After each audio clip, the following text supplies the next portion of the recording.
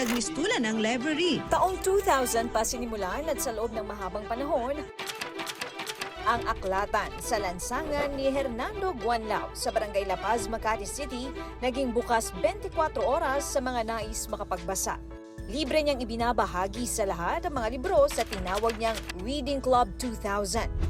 Nag-umpisa ito sa 50 libro na nahanap niya sa kanilang bahay, na ngayon libo-libo na. Maraming nangangailangan ng kaalaman hanggang sa kaduluduluhan ng bansa natin. Kulang na kulang ang kaalaman na nakasulat. 200 libro nawawala dito araw-araw, hinihiram. 200 masasayang tao. Digital man ang panahon at marami man ang kaalamang nakukuha online.